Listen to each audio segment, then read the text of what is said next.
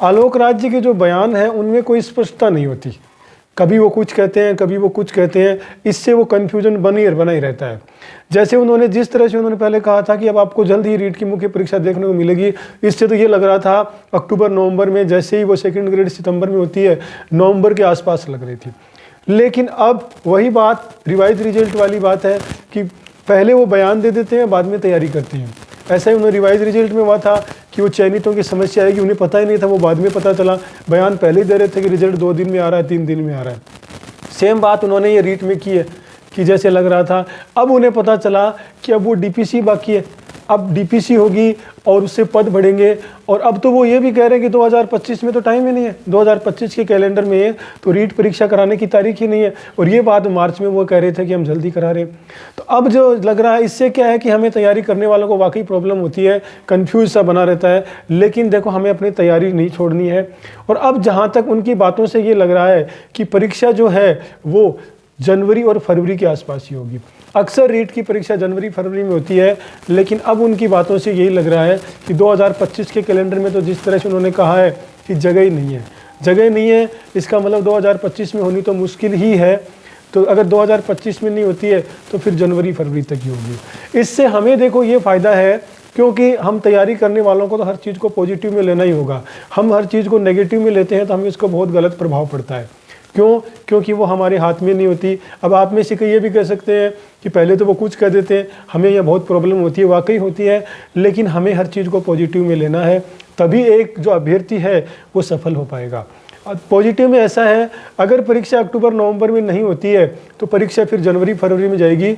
और जनवरी फरवरी के अंदर अगर आपको ये देखा जाए तो जनवरी फरवरी के अंदर तो आपको देखो, मान लो कोई फर्स्ट ग्रेड की तैयारी कर रहा है, क्योंकि हम सब बीए एमए है और बीएड भी सबने कर रखी है करीब करीब ने, तो हमारे कोई दिक्कत नहीं है। जो रीट की तैयारी कर रहा है वो फर्स्ट ग्रेड की भी दे सकता है, सेकंड ग्रेड की भी दे सकता है, अगर आपने बीएड कर रखी है और एमए कर रखी है तो आप इसको पॉजिटिव लीजिए। क्योंकि हमारा टारगेट तो टीचर बनना है, अध्यापक बनना है।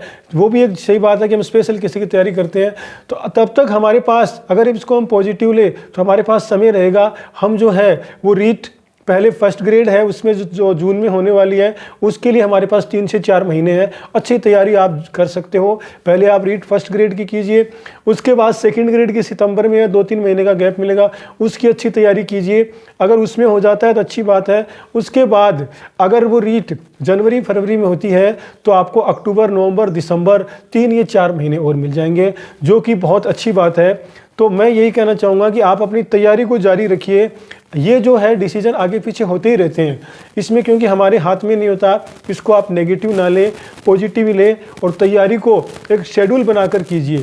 अगर आप एमए है, बीएड है, फर्स्ट ग्रेड भी कर रहे हैं तो सबसे पहले 100% कॉन्सेंट्रेट फर्स्ट ग्रेड पे कीजिए, फिर सेकंड ग्रेड को टाइम दीजिए और फिर रीट के लिए आपको 3 से 4 महीने मिल जाएंगे अगर जनवरी फरवरी में परीक्षा होगी। एक सबसे अच्छी बात तीनों में ये है कि तीनों के सिलेबस में 80-90% सेम ही चीज़ है, वही साइकोलॉजी, वही सब्जेक्ट, वही जीके, बस थोड़ा सा आगे पीछे होता है। तो वो आगे पीछे जैसे जैसे टाइम मिले उसके हिसाब से, जैसे फर्स्ट ग्रेड तक आप फर्स्ट ग्रेड की, फिर सेकंड ग्रेड, फिर रीट का सिलेबस तैयार कर लीजिए। अगर आप तीनों में अगर इस तरह से समय देंगे तो आपकी तैयारी बहुत अच्छी हो जाएगी। तो अभी यही मेरा जो कहने का मकसद था कि ये जो है सर, मैं आज पिछले 10-15 साल से देख रहा हूँ डिसीजन आगे पीछे होते ही रहते हैं। इसको आप नेगेटिव ना लें, सिर्फ तैयारी पे ध्यान दें और first grade second grade REET के हिसाब से तैयारी कर सकते हैं। अगर आपका किसी एक विशेष जैसे सेकंड ग्रेड में है, अगर किसी का रीट में है, किसी का फर्स्ट ग्रेड में है, तो उस सिलेबस पे ज़्यादा इंपॉर्टेंस दे देना। तो यही है, अभी तक जो रीट मुख्य परीक्षा की जो तारीख की है वो जनवरी फरवरी तक ही लग रहा है, जैसा कि उन्होंने कहा है। कैलेंडर 2026 के में ही अब तो काम हो सकता है। और कोई देखते हैं, कोई न्यूज़ आती है तो आपको बताते हैं। आप बस अपनी तैयारी को मत छोड़िए, 100% कॉन्सेंट्रेट होकर तैयारी करते रहिए।